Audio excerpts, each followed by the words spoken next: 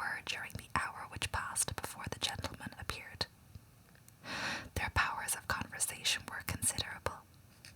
They could describe an entertainment with accuracy, relate an anecdote with humour, and laugh at their acquaintance with spirit.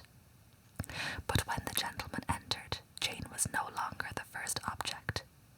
Miss Bingley's eyes were instantly turned towards Darcy, and she had something to say to him before he had advanced many steps.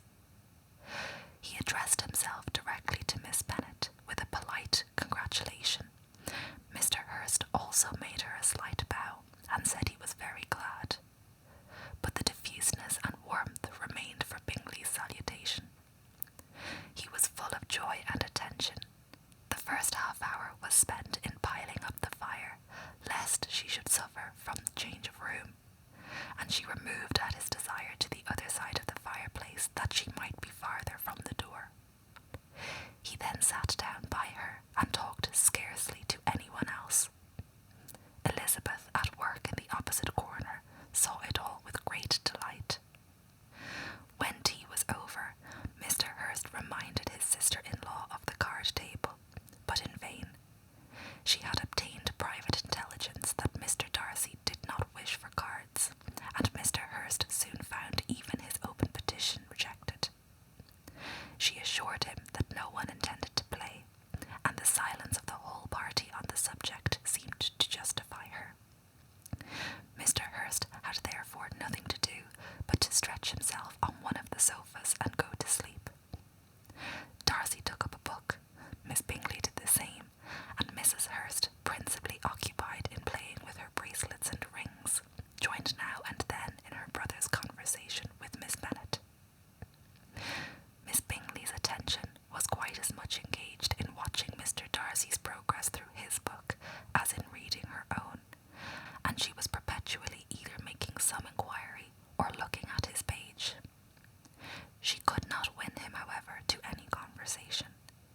He merely answered her question and read on. At length, quite exhausted by the attempt to be amused with her own book, which she had only chosen because it was the second volume of his, she gave a great yawn and said, "How pleasant it is to spend an evening in this way. I declare, after all, there is no enjoyment like reading. How much sooner one tires of anything than of a book. When I have a house of my own, I shall be miserable if I have not an excellent library." No one made any reply. She then yawned again, threw aside her book, and cast her eyes round the room in quest of some amusement, when hearing her brother mentioning a ball to Miss Bennet, she turned suddenly towards him and said, "By the by, Charles, are you really serious in meditating a dance at Netherfield? I would advise you, before you determine on it, to consult the wishes of the present party. I am much mistaken if there are not some among us to whom a ball would be rather a punishment than a pleasure."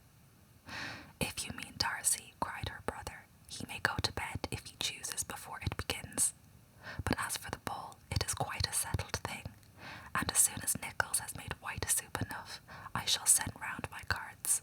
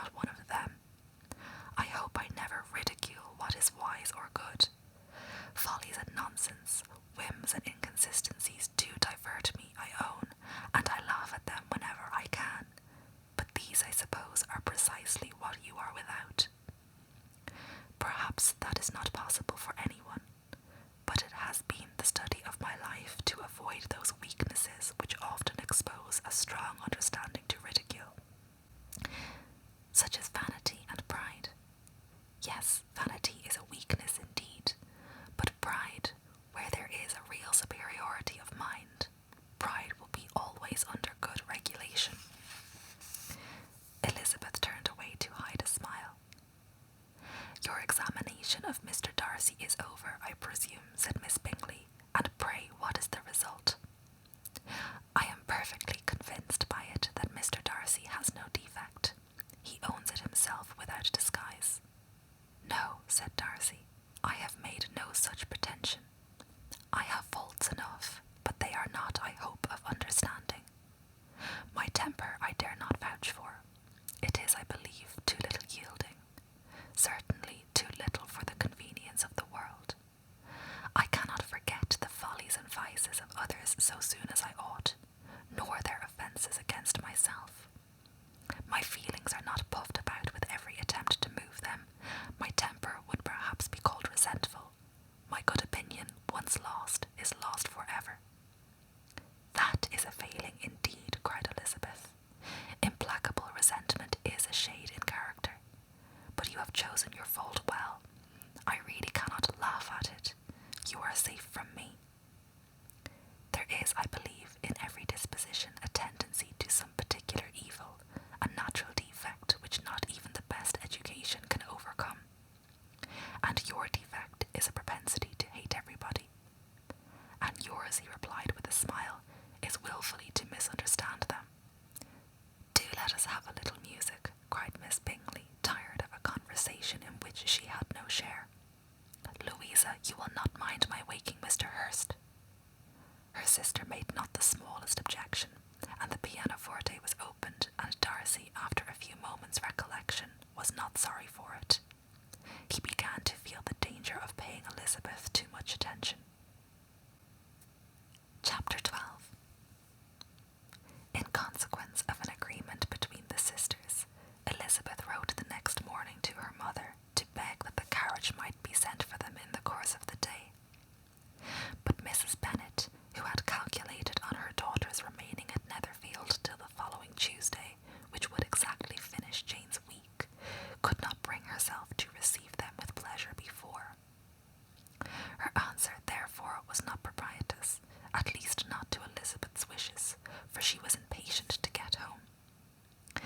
Miss Bennet sent them word that they could not possibly have the carriage before Tuesday, and in her postscript it was added that if Mr. Bingley and his sister pressed them to stay longer, she could spare them very well.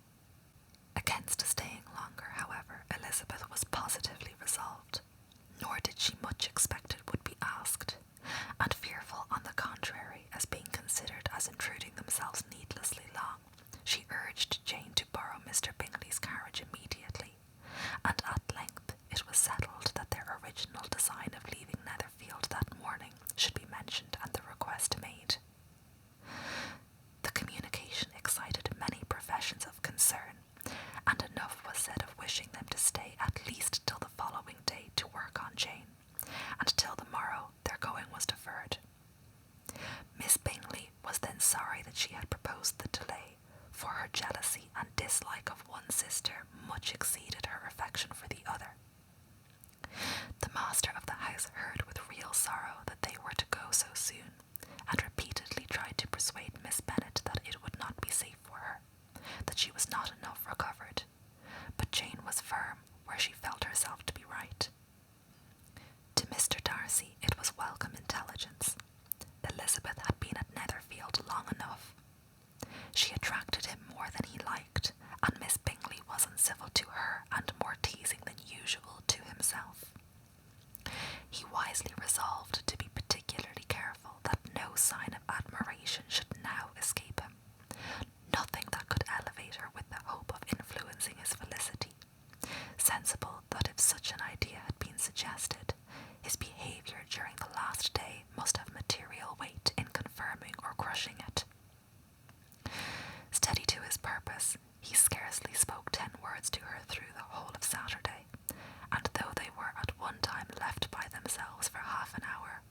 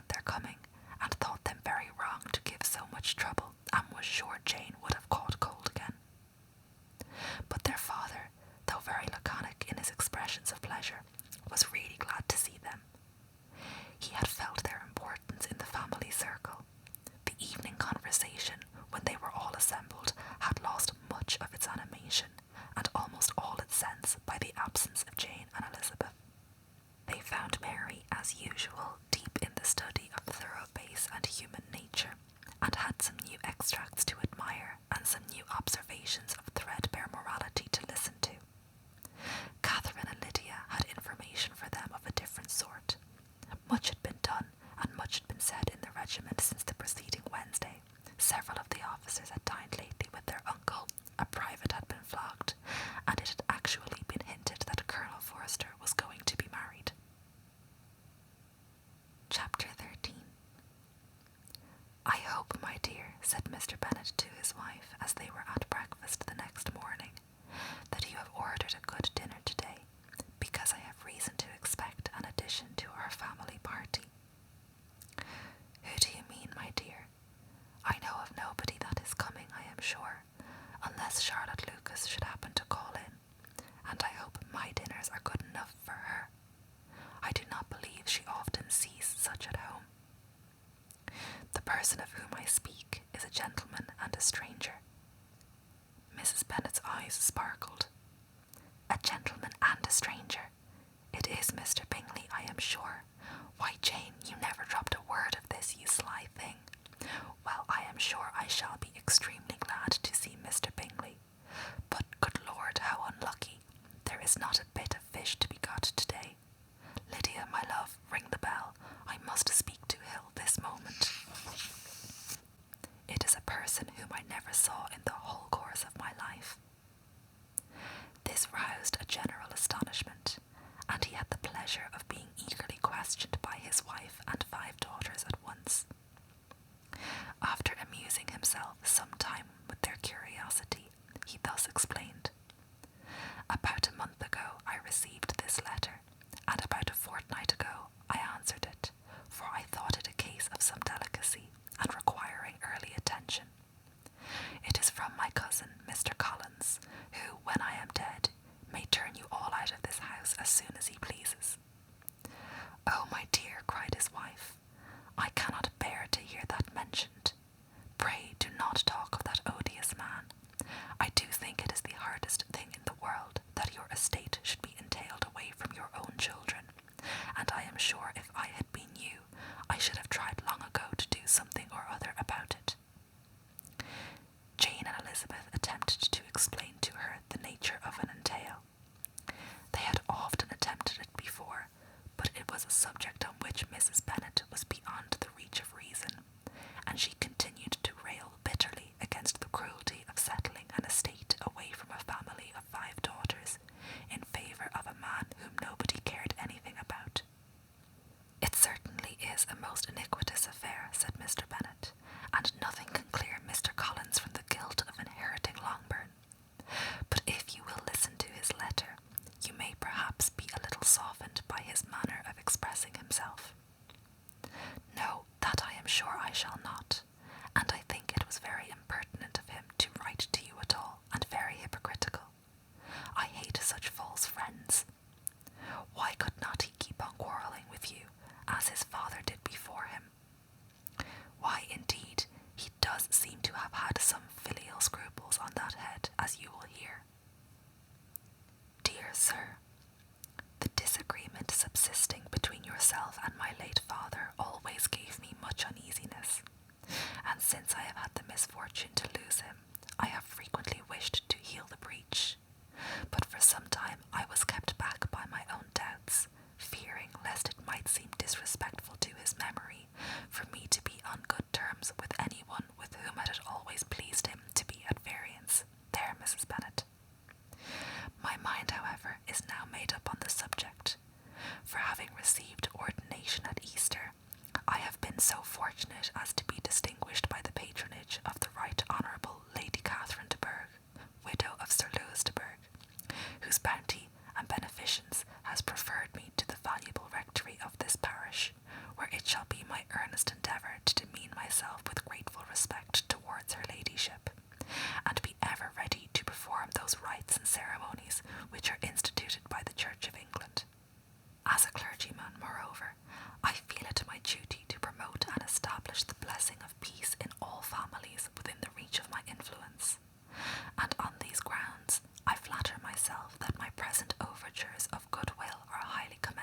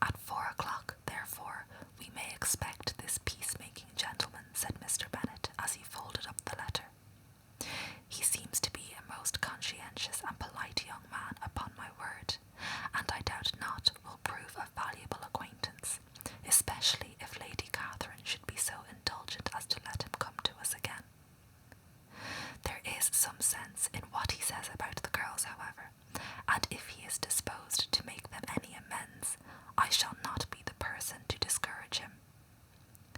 Though it is difficult, said Jane, to guess in what way he can mean to make us the atonement he thinks our due, the wish is certainly to his credit.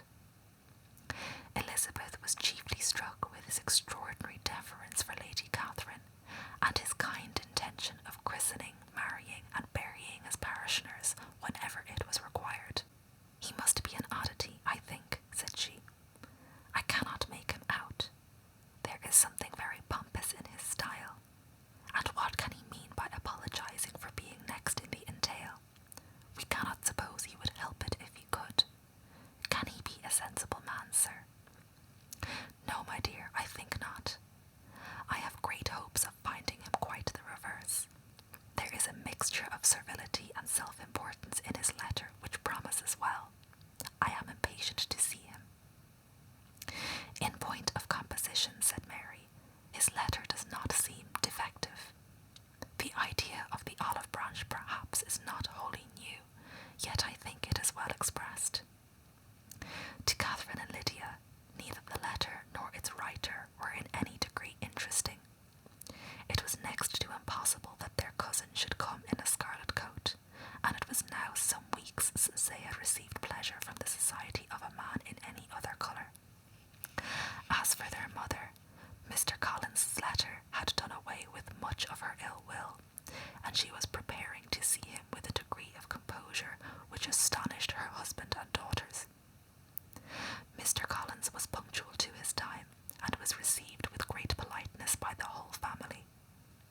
Mr. Bennet indeed said little, but the ladies were ready enough to talk, and Mr. Collins seemed neither in need of encouragement nor inclined to be silent himself.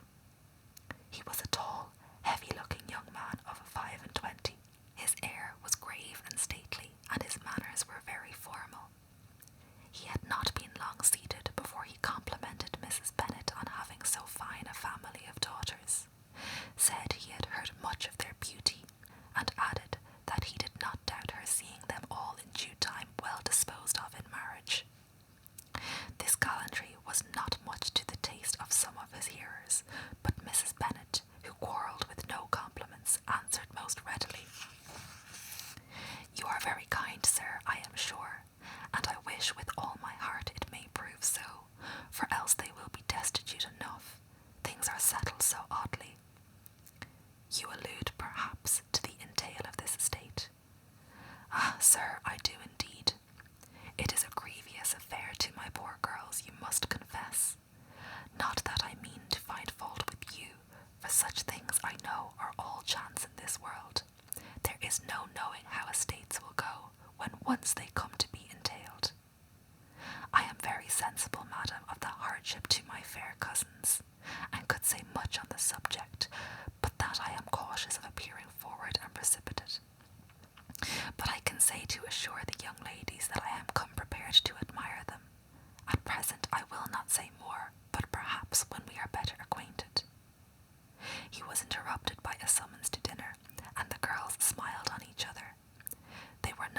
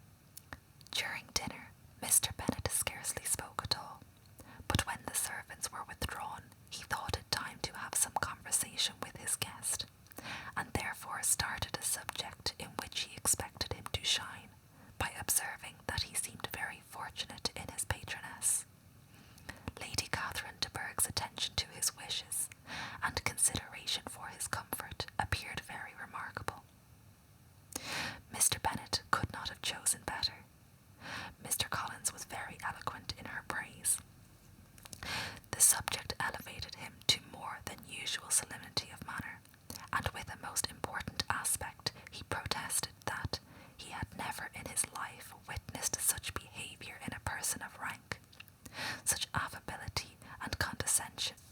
She had been graciously pleased to approve of both the discourses which he had already had the honour of preaching before her. She had also asked him twice to dine at Rosings, and had sent for him only the Saturday before to make up her pool of quadrille in the evening. Lady Catherine was reckoned proud by many people he knew, but he had never seen anything but affability in her. She had always spoken to him as she would to any other gentleman. She made not the smallest objection to his joining in the society of the neighbourhood, nor to his leaving the parish occasionally for a week or two to visit his relations. She had even condescended to advise him to marry as soon as he could, provided he chose with discretion, and had once paid him a visit in his humble parsonage, where she had perfectly approved all the alterations he had been making, and had even vouchsafed to suggest some herself, some shelves in the closets upstairs. "That is all very proper and civil, I am sure," said Mrs. Bennet, "and I dare say she is a very agreeable woman. It is a pity that great ladies in general are not more like her. Does she live near you, sir?" "The garden in which stands my humble abode is separated only by a lane from Rosings Park, her ladyship's residence. I think you said she was a widow, sir. Has she any family?" "She has only one daughter, the heiress of Rosings, and of a very extensive property." "Ah," cried Mrs. Bennet, shaking her head, "then she is better off than many girls. And what sort of young lady is she? Is she handsome?" "She is a most charming young lady indeed. Lady Catherine herself says that in point of true beauty, Miss de Bourgh is far superior to the handsomest of her sex, because there is that in her features which marks the young woman of distinguished birth. She is unfortunately of a sickly constitution, which has prevented her making that progress in many accomplishments which she could not otherwise have failed of, as I am informed by the lady who superintended her education and who still resides with them. But she is perfectly amiable, and often condescends to drive by my humble abode in her little phaeton and ponies. Has she been presented? I do not remember her name among the ladies at court. Her indifferent state of health unhappily prevents her being in town, and by that means, as I told Lady Catherine myself one day, has deprived the British court of its brightest ornament. Her ladyship seemed pleased with the idea, and you may imagine that I am happy on every occasion to offer those little delicate compliments which are always acceptable to ladies. I have more than once observed to Lady Catherine that her charming daughter seemed born to be a duchess, and that the most elevated rank, instead of giving her consequence, would be adorned by her. These are the kind of little things which please her ladyship, and it is a sort of attention which I conceive myself peculiarly bound to pay. You judge very properly, said Mr. Bennet, and it is happy for you that you possess the talent of flattering with delicacy. May I ask whether these pleasing attentions proceed from the impulse of the moment, or are the result of previous study? They arise chiefly from what is passing at the time, and though I sometimes amuse myself with suggesting and arranging such little elegant compliments as may be adapted to ordinary occasions, I always wish to give them in as unstudied an air as possible. Mr. Bennet's expectations were fully answered. His cousin was as absurd as he had hoped, and he listened to him with the keenest enjoyment, maintaining at the same time the most resolute composure of countenance, and except in an occasional glance at Elizabeth, requiring no partner in his pleasure. By tea time, however, the dose had been enough, and Mr. Bennet was glad to take his guest into the drawing-room again, and when tea was over, glad to invite him to read aloud to the ladies. Mr. Collins read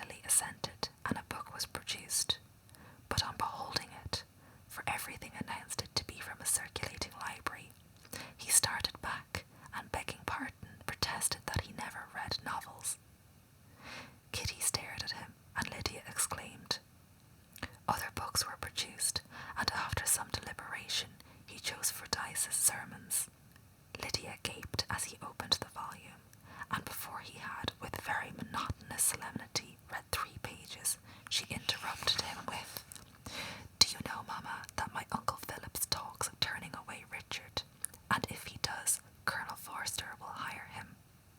My aunt told me so herself on Saturday.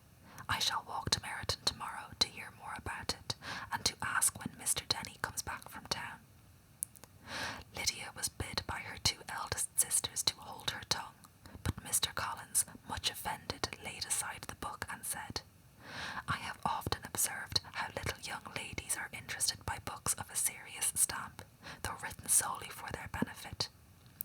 It amazes me, I confess, for certainly there can be nothing so advantageous to them as instruction. But I will no longer importune my young cousin." Then turning to Mr. Bennet, he offered himself as his antagonist at backgammon. Mr. Bennet accepted the challenge, observing that he had acted very wisely in leaving the girls to their own trifling amusements. Mrs. Bennet and her daughters apologized most civilly for Lydia's interruption, and promised that it should not occur again if he would resume his book. But Mr. Collins, after assuring them that he bore his young cousin no ill will, and should never resent her behaviour as any affront, seated himself at another table with Mr. Bennet and prepared for backgammon.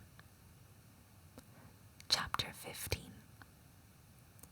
Mr. Collins was not a sensible man, and the deficiency of nature had been but little assisted by education or society. The greatest part of his life having been spent under the guidance of an illiterate and miserly father, and though he belonged to one of the universities, he had merely kept the necessary terms, without forming at it any useful acquaintance. The subjection in which his father had brought him up had given him originally great humility of manner, but it was now a good deal counteracted by the self-conceit of a weak head, living in retirement, and the consequential feeling of early and unexpected prosperity.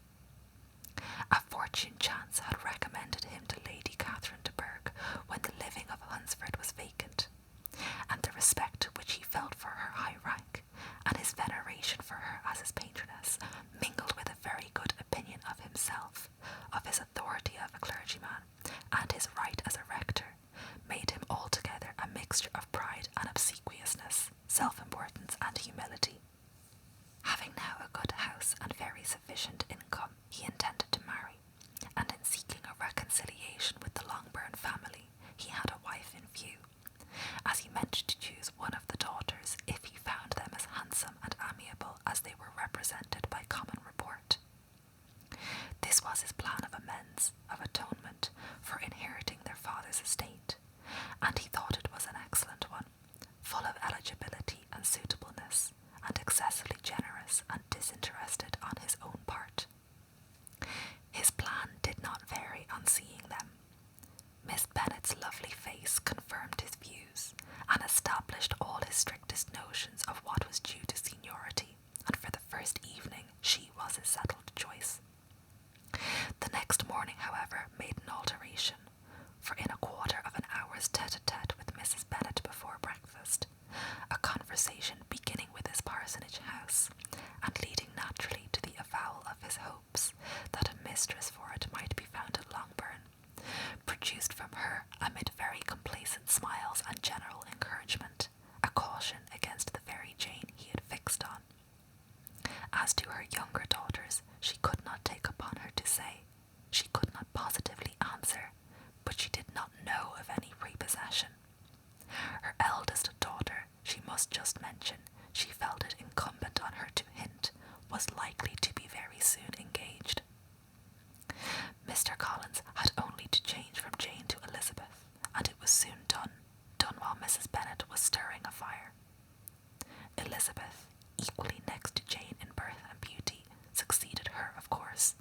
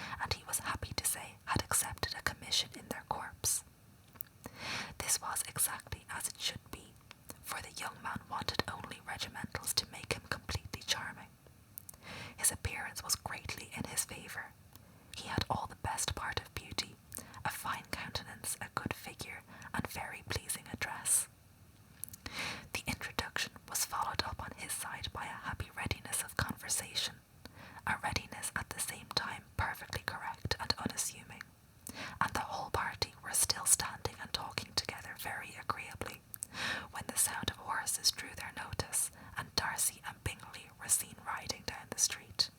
On distinguishing the ladies of the group, the two gentlemen came directly towards them and began the usual civilities. Bingley was the principal spokesman, and Miss Bennet the principal object. He was then, he said, on his way to Longbourn on purpose to inquire after her. Mr. Darcy corroborated it with a bow, and was beginning to determine not to fix his eyes on Elizabeth, when they were suddenly arrested by the sight of the stranger, and Elizabeth, happening to see the countenance of both as they looked at each other, was all astonishment at the effect of the meeting. Both changed colour. One looked white, the other red. Mr. Wickham, after a few moments, touched his hat, a salutation which Mr. Darcy just deigned to return. What could be the meaning of it? It was impossible to imagine. It was impossible not to long to know. In another minute, Mr. Bingley, but without seeming to have noticed what passed, took leave and rode on with his friend.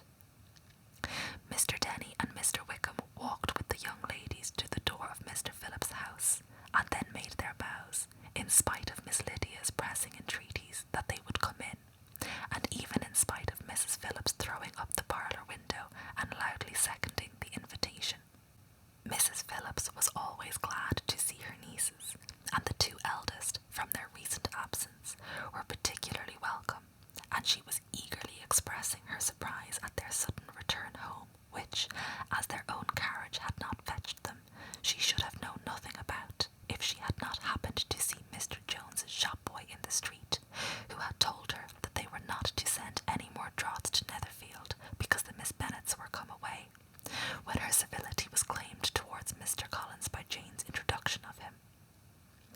She received him with her very best politeness, which he returned with as much more, apologizing for his intrusion, without any previous acquaintance with her, which he could not help flattering himself, however, might be justified by his relationship to the young ladies who introduced him to her notice. Mrs. Phillips was quite awed by such excess of good breeding, but her contemplation of one stranger was soon put an end to by exclamation and inquiries about the other, of whom, however, she could only tell her nieces what they already knew, that Mr. Denny had brought him from London, and that he was to have a lieutenant's commission in the shire. She had been watching him the last hour, she said, as he walked up and down the street, and had Mr. Wickham appeared, Kitty and Lydia would certainly have continued the occupation, but unluckily no one passed the windows now except a few of the officers, who, in comparison with the stranger, were become stupid, disagreeable fellows.